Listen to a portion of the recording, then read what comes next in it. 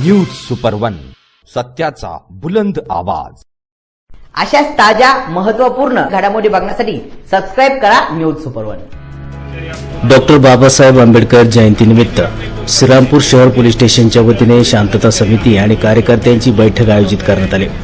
श्रीरामपूर शहर पोलीस स्टेशनच्या वतीने पोलीस उपअधीक्षक जयदत्त पवार आणि पोलीस निरीक्षक नितीन देशमुख तसेच नगर परिषदेचे अधिकारी तसेच डॉक्टर बाबासाहेब आंबेडकर उत्सव समितीचे कार्यकर्ते पदाधिकारी विविध मंडळाचे अध्यक्ष यांच्या उपस्थितीत 7 एप्रिल रोजी सायंकाळी 5 वाजता शहर पोलीस स्टेशन येथे बैठकीचे आयोजन करण्यात आले। यावेळी जयंतीनिमित्त विविध सूचना आणि मार्गदर्शन पोलीस अधिकाऱ्यांच्या वतीने करण्यात आले। तर ते स्टेज पण तेवढं मजबूत पाहिजे की उद्या त्याच्यावर जर जास्त लोक आले तर तेवढी एक दक्षता स्मारक समितीने घ्यावी। दुसरं मी आता बाकी सूचनांच्या आधी सांगतो की वाद्य आपले असणार आहे, तर वाद्य उत्साह करायचा आपल्याला, तो उत्साहात करायचा आहे, परंतु त्याच्यासाठी आपल्याला वाद्याचा जो कर्कशपणा विभिन्नपणा जो किळसवाना प्रकार जो असतो, काहीतरी कुठेतरी वेगवेगळ्या साऊंड सिस्टम लावून देणं, तर सर्वात आधी आम्ही त्या आवाजाच्या दृष्टीने कारवाई आपल्या ज्या चालू झालेल्या आहे त्या इथून पुढे पण चालू राहणार आहे। माईक लावून कुणाचा तरी नामोच्चार करणं, विनाकारण एकमेकाला खिजवणं, अशा पद्धतीने जे काही मंडळांकडून होईल तर त्या मंडळावर सुद्धा पोलीस प्रशासनाकडून कारवाई केली जाईल। गाणे वाजवावे, भीमगीत वाजवावे, काय उत्साहात वाजवायचे तेवढे वाजवावे, परंतु विनाकारण माईकवर एकमेकाला डिवचून त्या उत्साहाला कोणी जर गालबोट लावायचा प्रयत्न करत असेल तर तो विषय आम्ही आमच्या पद्धतीने हाताळू, हे पण आपल्याला सांगतो। राहिला झेंड्यांचा विषय, तर तो 2 वर्षापूर्वी आपला विषय चर्चेला आला होता, परंतु मंडळात जे पण मंडळाची मिरवणूक आहे त्या मंडळात कुणी यावं आणि तिथं कुठले झेंडे आणले जावे याच्यावर आधी तुम्ही नियंत्रण आणणं गरजेचं आहे। तुमच्या इच्छेविरुद्ध जर कुठला झेंडा येत असेल, कोणी कार्यकर्ता त्याच्यात सामील होत असेल तर त्याबाबत तुम्ही आम्हाला जर सूचित केलं तर आमच्याकडून कारवाई केली जाईल, परंतु परस्पर हा झेंडा इथं आणू नका, कारण आम्हाला सर्व झेंडे सर्व ठिकाणीच अपेक्षित असतात। परंतु कुठला झेंडा आलाय तो नसावा, कुठला कार्यकर्ता आलाय त्यांनी तुमच्या मिरवणुकीत सहभागी होऊ नये हे मंडळाच्या कार्यकर्त्यांनी ठरवावं, आणि त्यांना तो नको असेल तरी थांबून असेल तर आम्हाला सूचना करावी, त्याच्यानंतर आमच्याकडून कारवाई केली जाईल। मंडळाचे जे कार्यकर्ते त्यांच्या बाबतीत पण मंडळाने आधी दक्षता घ्यावी, आमची विनंती राहते स्वयंसेवक असावे। काही जण असतात अति उत्साहामध्ये अर्धी पिऊन थोडी गर्दी केलेली, तुमच्या लेवलला ते करा, नाही शक्य झालं तर आम्ही आमच्या लेवलला कारवाई करू, मग त्यावेळेस तुम्ही विनाकारण त्याच्यामध्ये त्यांना पाठीशी घालायचं काम करू नका। नाचणाऱ्या कुदणाऱ्या कार्यकर्त्यांबद्दल आमचं पण काही ऑब्जेक्शन नाहीये, परंतु उत्साहाला जर कोणी गालबोट लावायचा प्रयत्न करणार असेल तर त्याच्यावर सुद्धा आपल्याकडून कठोर कारवाई होईल।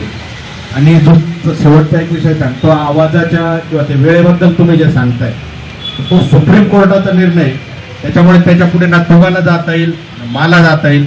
माझी विनंती राहील आपण आपला कार्यक्रम थोडा लवकरात लवकर चालू करावा, उत्साहात तुम्ही तुमचा कार्यक्रम साजरा करा, आणि वेळेत जरी झाला तर भरपूर वेळेत मागच्या वर्षी आपण 10-10:30 पर्यंत खूप तुम्ही आनंदात कार्यक्रम आणि जोशात झाला होता, तीच आपण ही प्रथा यावर्षी पण पाळवा अशी करतो। बाकी साहेबांना विनंती करतो आपण आपल्या सूचना। डॉक्टर बाबासाहेब आंबेडकर यांची जयंती आहे 14 एप्रिलला, त्या निमित्ताने शांतता समिती आणि कार्यकर्त्यांची बैठक आहे।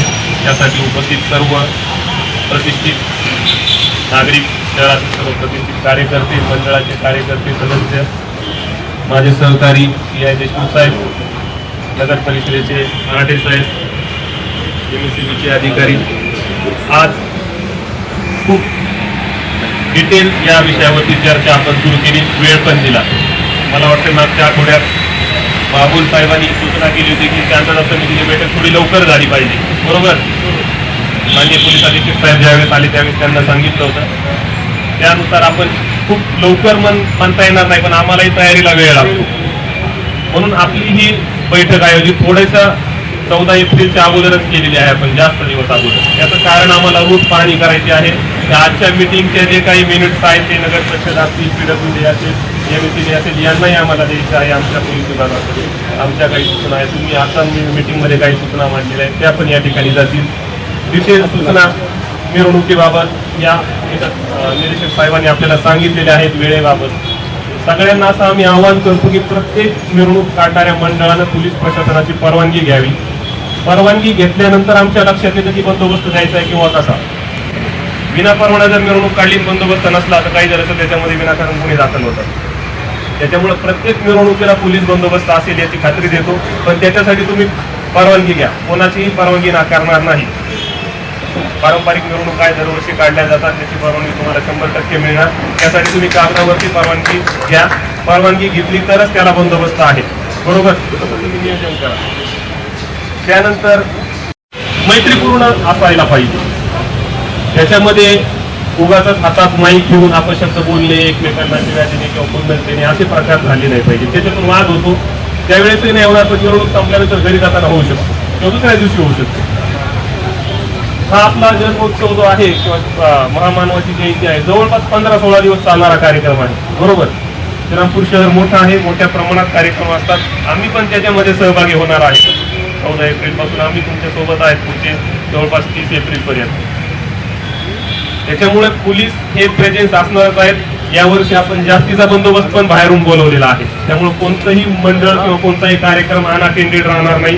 त्या ठिकाणी महिला पोलीस अंमलदार असतील, जसं ताईंनी सांगितलं किंवा बागुल साहेबांनी सूचना दिल्या, तुम्ही पण ड्राय डे बद्दल काही सूचना दिल्या, तर आमची अशी विनंती की आपण पण एक्साईज डिपार्टमेंट मार्फत जिल्हाधिकारी साहेबांना पत्रव्यवहार करा. आमच्या पॉवर्समध्ये काय आहे, मिरवणूक मार्गावरती जर कोणतं हे असेल, दारूचं दुकान असेल, तर पोलीस निरीक्षक साहेबाला ते अधिकार आहेत 142 महाराष्ट्र पोलीस प्रोहिबिशन ऍक्टमध्ये, तेवढ्या पुरतं ते बंद करू शकतात. पण पूर्ण ड्राय डेचे अधिकार ते एक्साईज डिपार्टमेंट तिकडनं आपल्याला सूचना देईल.